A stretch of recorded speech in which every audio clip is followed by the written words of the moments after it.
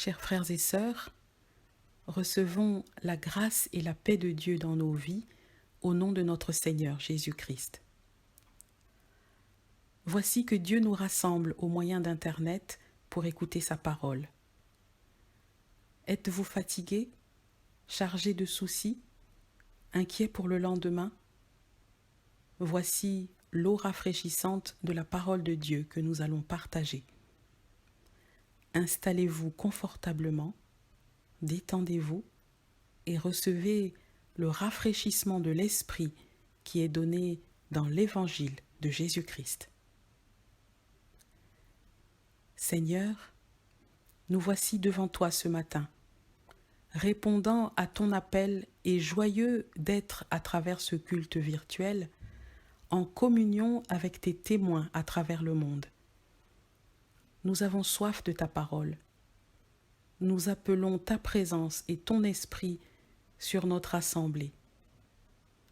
Que ton évangile vienne nous encourager et nous remettre en chemin, plein d'espérance et de zèle pour te servir. Dispose nos cœurs à te célébrer d'un cœur joyeux, Dieu vivant, Père, Fils et Saint-Esprit. Amen. T'adorons, nous t'aimons, tendre Père, glorifie ton nom sur la terre. Glorifie ton nom, glorifie ton nom, glorifie ton nom sur la terre.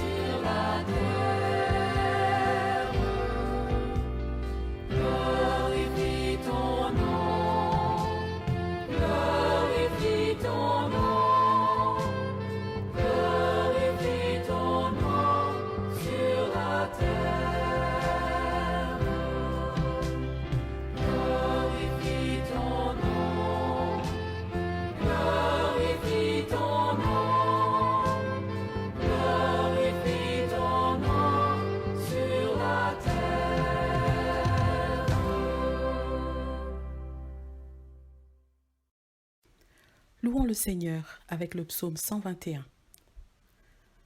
Je lève les yeux vers les montagnes. D'où me viendra le secours? Le secours me vient de l'Éternel qui a fait les cieux et la terre. Il ne permettra pas que ton pied chancelle. Celui qui te garde ne sommeillera pas. Voici, il ne sommeille ni ne dort celui qui garde Israël. L'Éternel est celui qui te garde. L'Éternel est ton ombre à ta main droite. Pendant le jour, le soleil ne te frappera point, ni la lune pendant la nuit. L'Éternel te gardera de tout mal, il gardera ton âme. L'Éternel gardera ton départ et ton arrivée dès maintenant et à toujours. Prions Dieu. Seigneur, que tout ce qui est en moi te chante, car tu es bon. Que ma vie te chante, que mes lèvres s'ouvrent pour dire aux hommes quel Dieu tu es. Mon cœur n'oublie pas ce que tu fais pour moi et pour mes frères. C'est toi qui pardonnes nos fautes. C'est toi qui donnes de la force à notre faiblesse. C'est toi qui nous entoures de tendresse et nous relèves chaque jour. Oui, Seigneur, je dirai ta bonté. Je proclamerai que tu es mon Sauveur. Béni sois-tu, mon Dieu. Amen.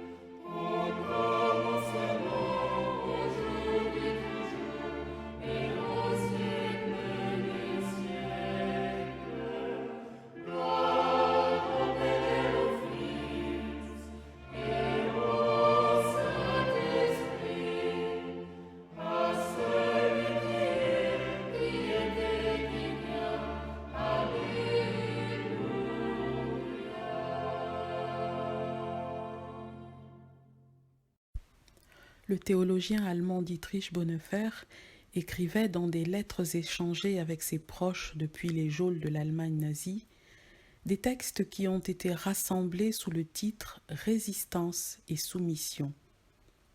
Résistance au mal et soumission au Christ. Résister au mal parce qu'on est soumis au Christ. On peut dire aujourd'hui que le chrétien est appelé à résister contre le péché, contre tout ce qui est mal envers le prochain et mal devant Dieu. Résister à tout ce qui abîme la création et détruit l'homme que Dieu a créé. Résister aux envies mauvaises, aux frustrations, au mal-être qui ronge et détruit. Le Seigneur dit à Caïn, « Tu es en colère et ton visage est triste. Pourquoi ? Si tu agis bien, tu peux te remettre debout. Si tu n'agis pas bien, le péché est comme un animal couché à ta porte. Il t'attend en cachette, prêt à t'attraper. Mais toi, sois plus fort que lui. » Je vous invite à la prière. Seigneur, nos vies sont chargées et fatiguées. Nous sommes bousculés par le vacarme et le chaos. Nous sommes menacés par la crainte et l'agitation.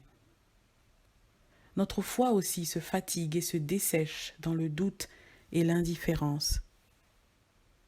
Seigneur, aie pitié de nous. Nous avons péché contre toi, pour le mal que nous avons dit, pour le mal que nous avons commis ou pensé. Pardonne-nous. Quand nous fermons nos cœurs pour ne pas y donner de place à notre prochain, viens nous apprendre à nous élargir au-dedans de nous-mêmes. Seigneur, enseigne-nous ton amour et ton pardon, et nous deviendrons de nouvelles créatures. Amen. Tel que je suis sans rien à moi, sinon ton sang versé pour moi et ta voix qui m'appelle à toi, agneau de Dieu.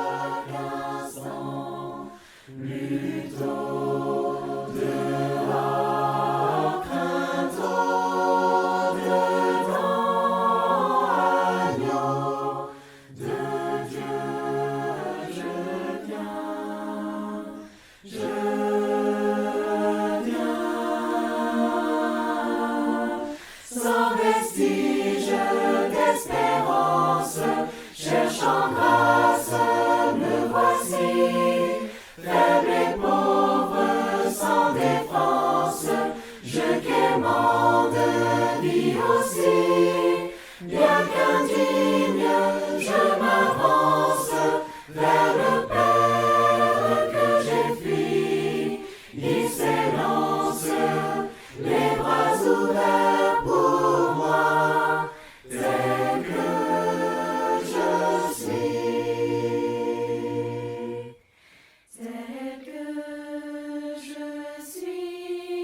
ton cœur est prêt à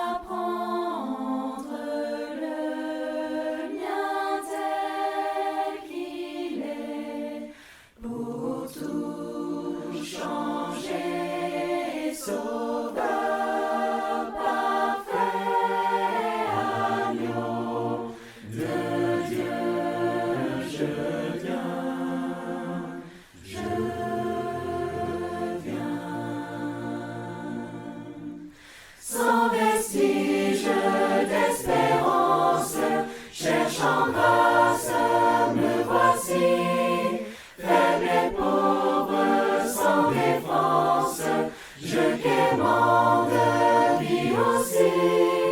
Bien qu'indigne, je m'avance vers le Père que j'ai fui. Il s'élance, les bras ouverts pour moi, tel que je suis. Pour moi, tel que je suis.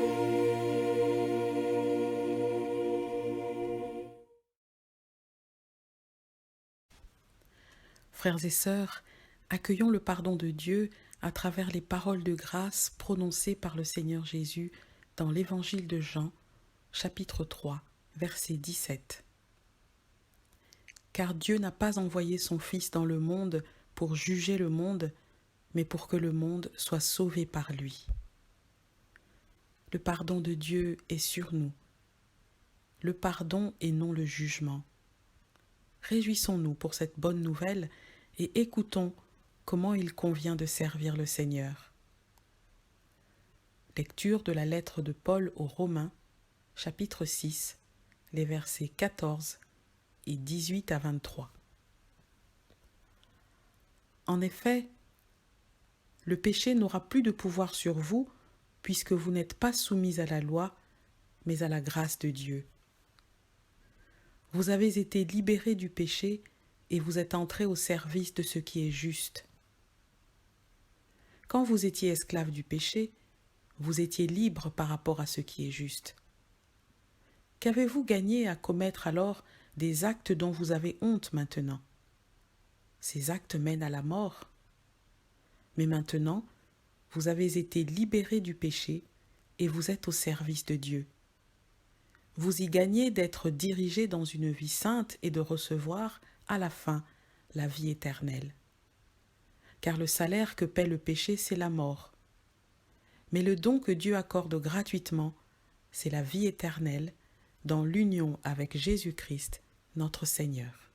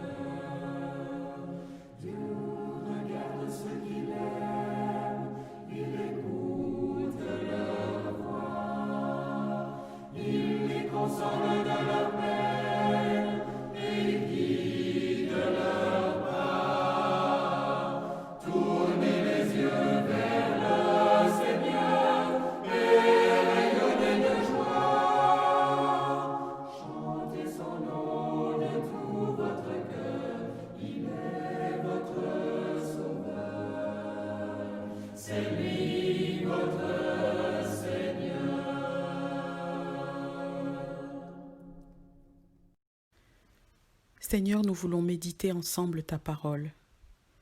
Par ton esprit, donne-nous de l'accueillir en nos cœurs et d'en vivre. Amen. L'évangile de ce dimanche est celui de Matthieu, le chapitre 14, les versets 22 à 23. Aussitôt après, Jésus obligea les disciples à monter dans la barque pour qu'il le précède sur l'autre rive, pendant que lui-même renverrait les foules.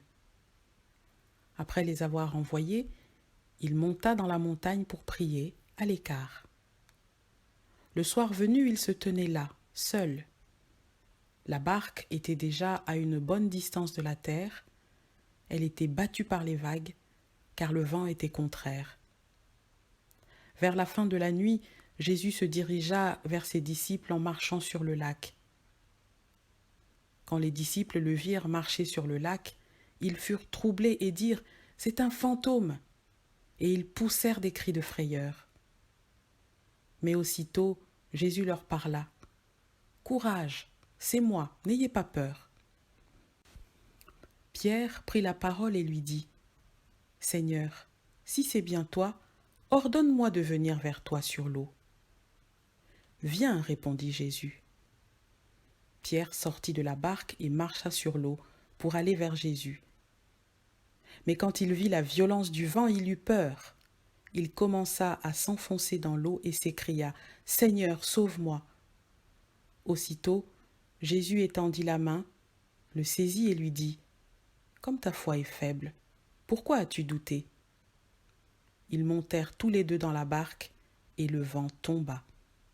Alors, ceux qui étaient dans la barque se prosternèrent devant Jésus et lui dirent « Tu es vraiment le Fils de Dieu. »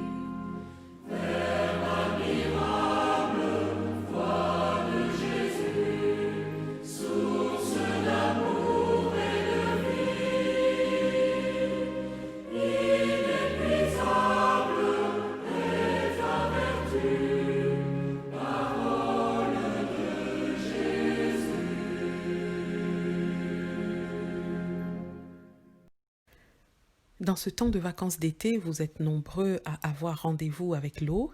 Il n'y a rien de mieux pour se rafraîchir quand il fait trop chaud.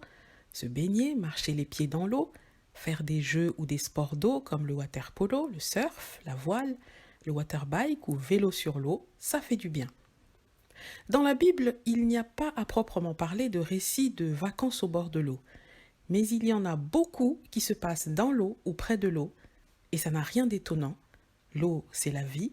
Le corps humain en contient plus ou moins 60% selon l'âge et la constitution physique. C'est dire que sans eau, nous n'existerions pas.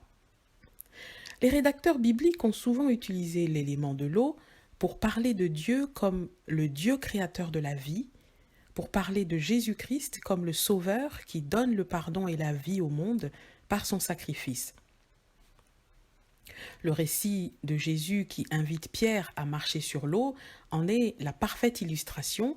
Il évoque d'une part les croyances liées à l'eau, la peur et les espoirs des hommes qui sont attachés à l'élément de l'eau, et d'autre part, le récit raconte Jésus qui marche sur l'eau.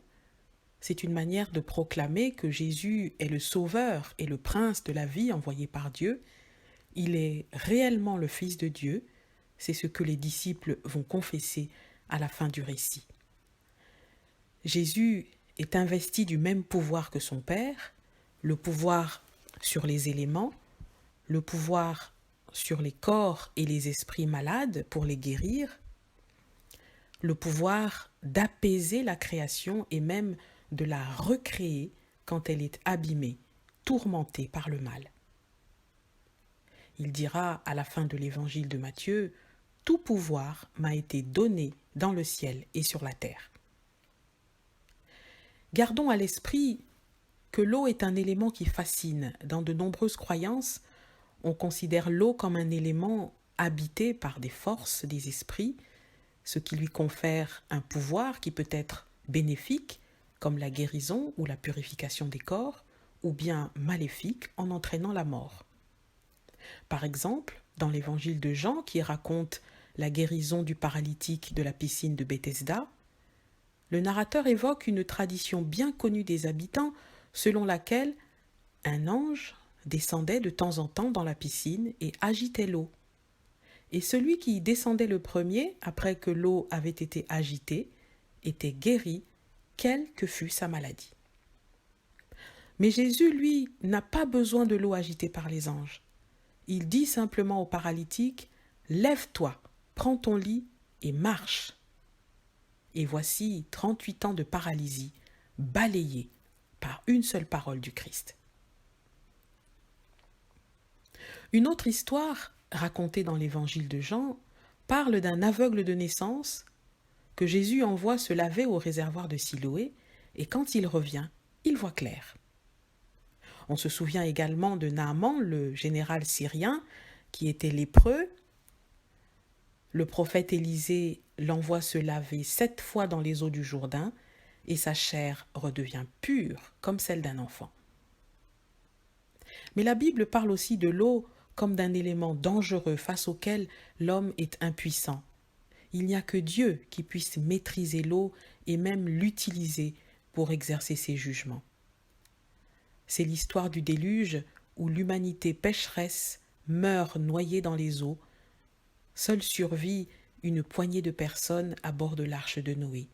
C'est aussi l'histoire de l'Exode, quand le Seigneur Dieu fait en sorte que la mer s'ouvre pour laisser passer les enfants d'Israël et qu'elle se referme sur l'armée égyptienne, punissant ainsi l'arrogance de Pharaon qui l'avait défié et avait longtemps maltraité son peuple. L'eau de la vie, l'eau du jugement de Dieu, l'apôtre Pierre en fait un résumé saisissant dans sa seconde lettre où il écrit « Par sa parole, Dieu a fait sortir la terre de l'eau et il l'a formée avec de l'eau. C'est également avec de l'eau, l'eau de la grande inondation, que le monde d'autrefois a été détruit. L'eau, source de vie et source de mort. L'eau, un allié pour la vie et un ennemi redoutable quand on est pris dans une tempête ou par les vagues pendant la baignade des vacances. Dans la Bible, l'eau abrite également des créatures mythiques, des monstres aquatiques comme le Léviathan ou encore dans le livre de l'Apocalypse, la bête qui monte de la terre. Ces créatures monstrueuses symbolisent les puissances du mal qui s'attaquent à l'homme. Elles sont l'image de l'adversité qui peut prendre les formes les plus tragiques et désastreuses pour les humains. C'est pourquoi l'Évangile vient nous encourager en proclamant que le Seigneur est avec nous dans cette adversité. Il est de notre côté. Il nous tend la main et ne nous laissera jamais périr dans la tempête ou être engloutis par les monstres, par les problèmes monstrueux auxquels nous sommes peut-être confrontés. Dans le texte de ce matin, Jésus vient donc de nourrir 5000 personnes avec 5 pains et 2 poissons apportés par les disciples, mais cette manifestation de puissance ne lui monte pas à la tête. Il est le Fils qui fait la joie de Dieu et il cherche tout de suite à prendre un moment pour se prosterner devant son Père dans la prière. Jésus sait que tout ce qu'il accomplit lui est accordé par Dieu. Comme Jésus, sachons reconnaître humblement que nous dépendons de Dieu et nous lui devons ce que nous sommes et ce que nous avons. Sachons dire merci à Dieu pour ses bienfaits, pour les petites choses du quotidien et pour les grandes choses qui n'arrivent qu'une fois dans une vie, les choses auxquelles nous ne prêtons aucune attention, et pourtant nous en bénéficions parce que dans le secret, il y a un Dieu qui travaille pour nous les accorder. Plutôt que de laisser nos réussites nous monter à la tête, sachons dire merci au Seigneur, comme Jésus l'a fait humblement sur la montagne, comme un enfant rempli de gratitude qui s'émerveille pour tout ce qu'il a reçu. Les disciples, qui voulaient renvoyer la foule dans les villes pour qu'elles aillent se chercher à manger, ne sont plus du tout pressés de partir, et pour cause. Ils viennent de vivre une expérience extraordinaire dans laquelle ils semblent avoir envie de s'installer. C'est la vie abondante et tranquille auprès du Seigneur qui nourrit et protège. Mais il faut partir. Jésus oblige les disciples à prendre le bateau pour Génézareth et ce soir-là, ils restent seuls sur la montagne en prière. C'est le Fils qui a besoin de parler seul à seul avec son Père. Et ça nous apprend qu'à certains moments, la prière demande qu'on soit seul en présence de Dieu. À d'autres moments, on prie en communauté, mais là, Jésus oblige les disciples à passer sur l'autre rive pour pouvoir être seul avec Dieu. Quand on veut se garder des instants de prière personnels, il faut parfois se montrer ferme et faire comprendre à ses proches qu'on a besoin d'être seul un moment. Sinon, il y a toujours des sollicitations diverses, des choses à faire qui ne nous laissent jamais le temps de nous mettre seuls dans la présence de Dieu. Jésus montre par son exemple que c'est important de prendre le temps nécessaire dans la prière, reprendre des forces en Dieu, dans sa parole et par son esprit, prier pour les autres, confier au Seigneur le travail qu'on a fait et la suite de la mission, afin qu'il bénisse et fasse porter du fruit. L'Évangile nous montre Jésus comme un homme de prière qui reste dans la position d'un fils soumis, qui a tout remis dans les mains du Père. Il ne fait rien sans se confier à Dieu. Il revient toujours vers son Père pour se remettre sous son autorité et lui rendre grâce. Que le Seigneur nous donne de tout remettre entre ses mains, nos victoires et nos échecs, nos joies et nos peines, nos projets et nos initiatives. Il est intéressant de noter que dans le texte grec, la barque des disciples qui essuie une tempête est tourmentée par les flots. Le verbe employé signifie aussi être soumis à la torture. Les eaux se déchaînent comme une personne qui veut faire souffrir les disciples, comme une force mystérieuse capable de torturer ceux qui sont sur le bateau. Ça nous rappelle d'autres récits où la maladie et les esprits mauvais tourmentent les gens. Le serviteur du capitaine romain est tourmenté par la paralysie. La fille de la femme cananéenne est tourmentée par le démon.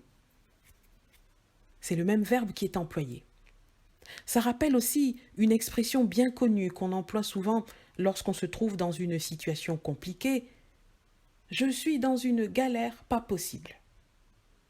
Ça veut dire qu'on se représente la vie comme un voyage à bord d'une embarcation qui doit affronter bien des tempêtes, comme les disciples dans les évangiles. On peut comprendre la barque des disciples dans la tempête de deux manières. On peut entendre que c'est l'Église persécutée, ballottée dans la nuit d'un monde inhospitalier qui la met continuellement à l'épreuve en la combattant ou bien en refusant de recevoir le message d'amour qu'elle proclame. La barque des disciples dans la tempête symbolise aussi la vie de toute personne confrontée à la menace, au danger et qui lutte désespérément pour s'en sortir. L'Évangile nous dit que dans cette lutte, nous ne sommes pas seuls. Le prince de la vie lui-même vient nous sauver et nous apprendre à marcher sur l'eau. C'est la piste que je vous propose de suivre dans cette méditation. Lorsque les vents contraires se lèvent dans notre vie et que nous nous sentons tourmentés par les épreuves, comme les disciples étaient tourmentés par la tempête, l'Évangile nous exhorte à regarder à Jésus, car il est le Seigneur qui se tient debout sur l'eau, c'est-à-dire sur l'élément où il est impossible de tenir debout sans couler.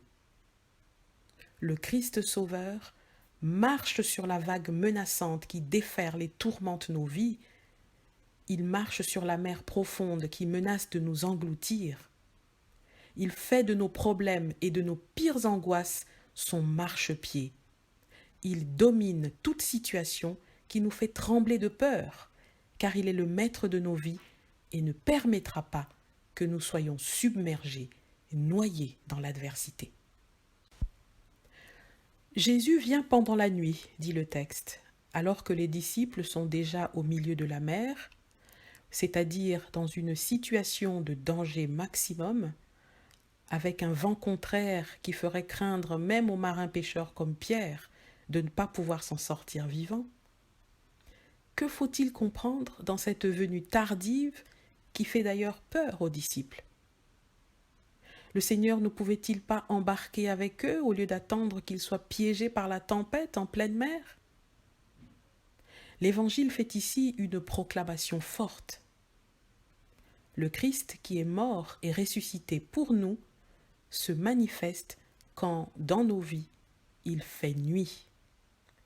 Comprenez la nuit morale, la nuit spirituelle, la nuit de l'ignorance et de l'incompréhension, la nuit du mal, de la souffrance et de la mort. À ces disciples effrayés qui croient voir un fantôme, le Seigneur dit une parole rassurante. « Courage, c'est moi, n'ayez pas peur. » L'apparition effrayante de Jésus permet à l'évangéliste Matthieu de dire que Dieu ne laisse pas l'homme seul. Il le rejoint dans ses combats. Même si l'homme ne discerne pas sa présence et son action au cœur de ses épreuves. On peut comprendre la peur des disciples face au Christ qui marche sur l'eau. Ce que Dieu fait en marchant sur la mer, c'est-à-dire en dominant l'étendue de nos problèmes et de tout mal qui affecte nos vies, c'est tellement grand que ça nous fait peur. Ça nous dépasse tellement que les hommes et les femmes de foi dans la Bible se sont tous prosternés jusqu'à terre devant la grandeur de Dieu qui se lève et vient pour sauver. Pierre demande à rejoindre Jésus sur l'eau comme preuve que c'est bien lui le Seigneur qui est là, debout sur la mer démontée. Si le Seigneur Jésus marche sur l'eau, c'est-à-dire s'il maîtrise les situations menaçantes qui secouent notre existence, si le Christ domine les situations inquiétantes, l'adversité permanente, les souffrances répétées et de longue durée qui s'abattent sur nous et semblent nous engloutir comme les flots de la mer, si Jésus est véritablement celui qui a la victoire sur mes problèmes, mes craintes, mes soucis quotidiens, alors je peux moi aussi marcher sur l'eau parce que le Seigneur le veut et m'y appelle comme Pierre. Je peux donc prendre le dessus sur mes problèmes. Nous pouvons prendre le dessus sur la maladie, sur les situations compliquées dans lesquelles nous nous trouvons. Nous pouvons prendre le dessus sur les drames qui marquent à vie et qui nous abîment à l'intérieur comme à l'extérieur, parce que le Seigneur qui a vaincu la mort nous en donne la force. Prendre le dessus sur nos problèmes, ce n'est pas facile, et c'est pour cela que l'exemple de Pierre nous est donné. Il sort de la barque sur l'ordre du Seigneur et marche sur l'eau, mais le vent est tellement fort, comprenez, l'adversité est si forte, que sa confiance, sa foi en Jésus vacille. Il cède à la peur et se met à couler. Le Seigneur vient à son secours et lui adresse cette parole. « Homme de peu de foi, pourquoi as-tu douté ?» Parfois l'adversité est tellement forte, la situation tellement inextricable, la souffrance tellement insupportable que la foi en Dieu est sérieusement secouée. On se met à douter. On n'est plus dans le bon état d'esprit pour faire face à l'adversité parce que le Dieu sur lequel nous aurions dû nous appuyer avec assurance nous semble absent, inexistant, un fantôme qui fait peur au lieu d'aider et de sauver. Et plus nous doutons, plus l'adversaire devient fort et plus nous sommes submergés par le flot des épreuves. On commence à couler alors que le Seigneur est là et nous tend sa main secourable pour que nous ayons la capacité de dominer la situation et reprendre le dessus sur l'adversaire. Au moment même où le Dieu de victoire se lève pour nous secourir, on baisse les bras. Mais le Christ nous dit « Courage, c'est moi ». Dans le texte grec, « Moi, je suis, n'ayez pas peur ». Je suis le vivant pour toujours qui a vaincu l'adversaire.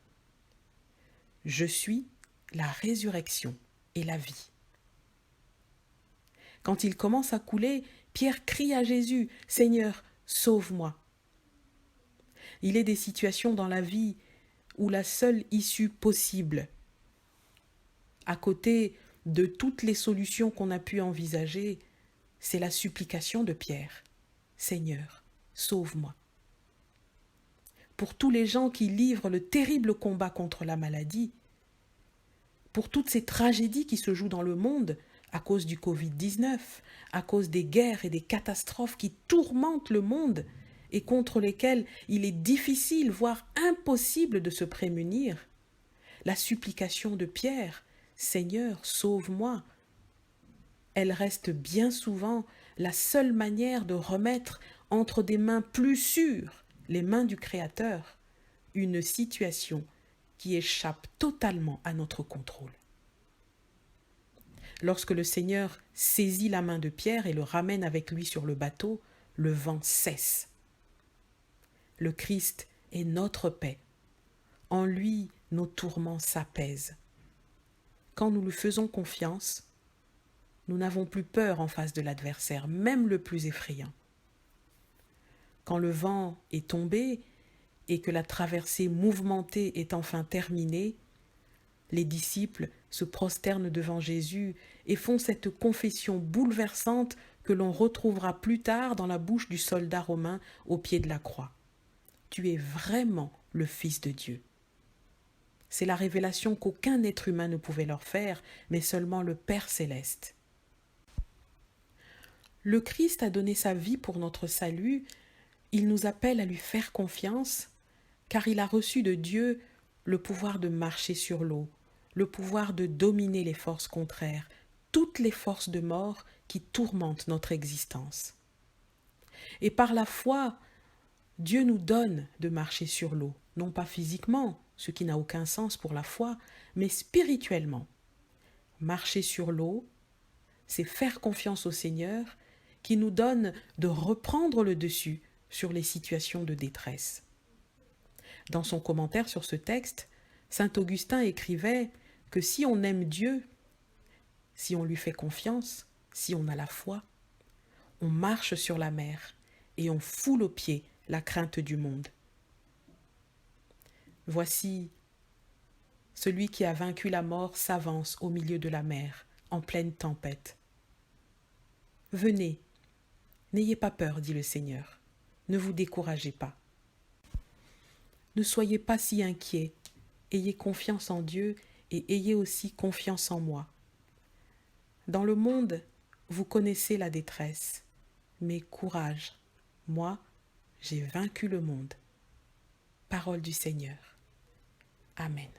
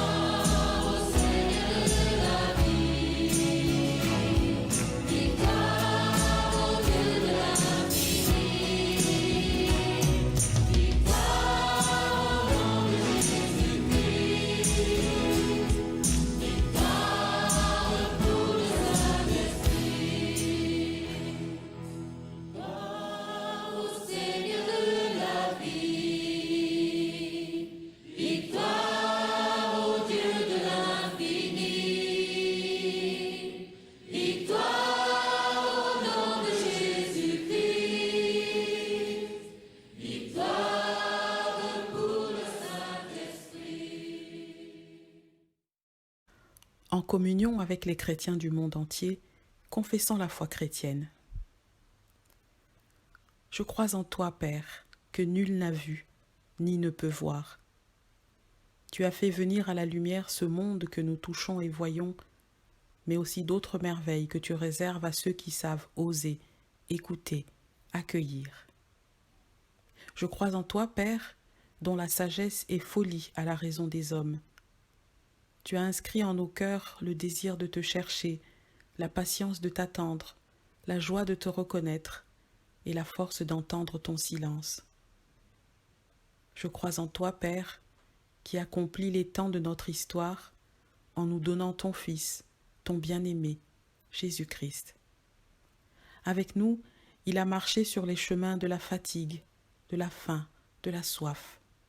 Avec nous, il a marché sur nos chemins pour les ouvrir jusqu'à toi. Je crois en toi, Jésus-Christ, notre frère, né sous la loi des hommes. Tu as connu l'apprentissage de la vie et de ses choix décisifs. Tu as rencontré les malades, les pécheurs et les désespérés pour témoigner de la vie, du pardon et de la liberté. Je crois en toi, Jésus-Christ, homme de Dieu. Tu as parlé et vécu face aux faux jugements et face aux calomnies. Tu as connu les condamnations des savants, des grands prêtres et de l'Empire pour faire éclater en notre monde la source de la vérité. Je crois en toi, Jésus-Christ, qui donna ta vie à Dieu. Cloué sur une croix, la mort t'a saisi et enfoui dans le tombeau, mais Dieu t'a ressuscité, premier-né d'une multitude de frères. Je crois en toi, Esprit Saint, souffle de résurrection. Tu rassembles l'Église en signe du monde nouveau. Tu renouvelles en liberté nos vies durcies, ratées, brisées, et tu suscites des témoins audacieux de l'Évangile. Je crois en toi, Esprit Saint, la source de la vie. Tu fais de nous une assemblée de frères en quête du Dieu vivant. Tu nous donnes de croire en Jésus, mort et résurrection de nos vies, et tu nous donnes maintenant d'offrir ce chant d'action de grâce.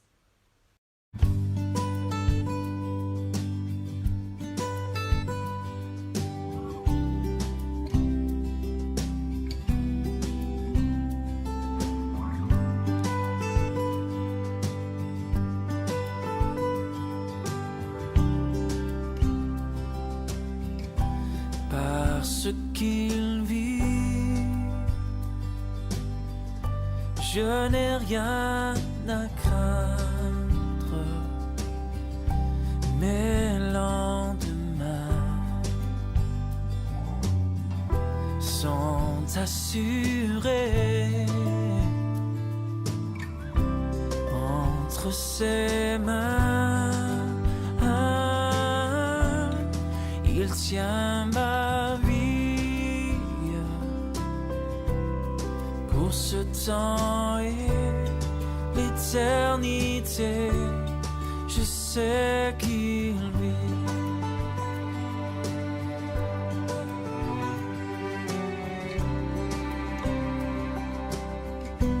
Parce qu'il vit, je n'ai rien à craindre, mes lendemains sont assurés entre ses mains. Il tient ma vie, pour ce temps et l'éternité. Je sais qu'il vit entre ses mains. Il tient ma vie pour ce temps et l'éternité. Je sais qu'il vit.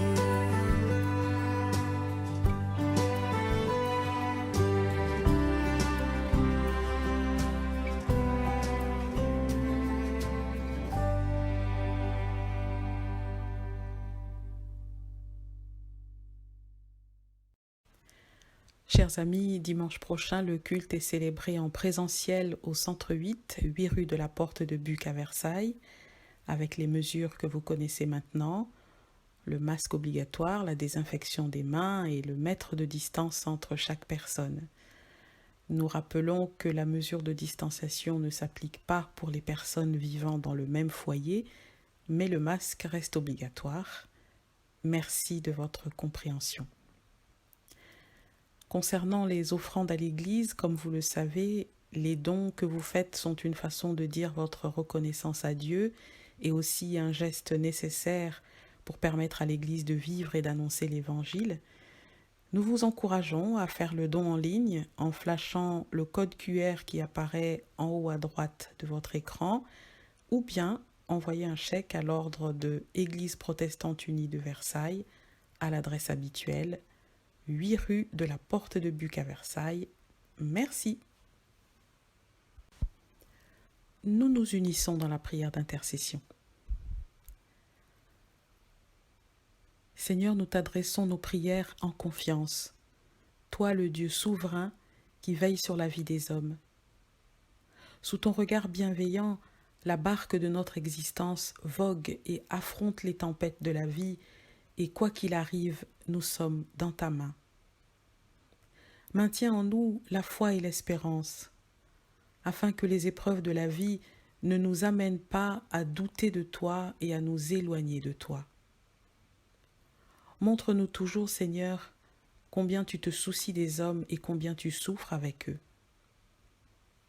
Seigneur, lorsque tu nous tends la main dans les épreuves, donne-nous de le discerner et de te rendre grâce pour ta présence et ton secours. Et comme toi, accorde-nous d'être auprès de ceux qui souffrent une main secourable au cœur de la tempête.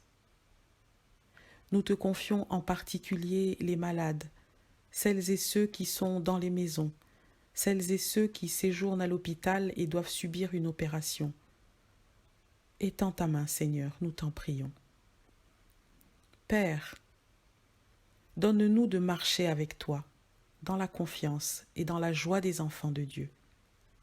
Accorde-nous de te célébrer en tout temps pour rendre témoignage à ton amour, par Jésus-Christ, ton Fils, notre Seigneur, qui nous a appris à te dire tous ensemble, « Notre Père qui es aux cieux, que ton nom soit sanctifié, que ton règne vienne, que ta volonté soit faite sur la terre comme au ciel. Donne-nous aujourd'hui notre pain de ce jour. Pardonne-nous nos offenses, comme nous pardonnons aussi à ceux qui nous ont offensés. Et ne nous laisse pas entrer en tentation, mais délivre-nous du mal.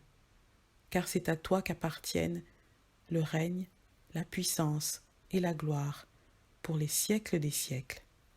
Amen. Frères et sœurs, le culte se termine et voici une parole d'encouragement pour la semaine qui vient. N'aie pas peur, dit le Seigneur.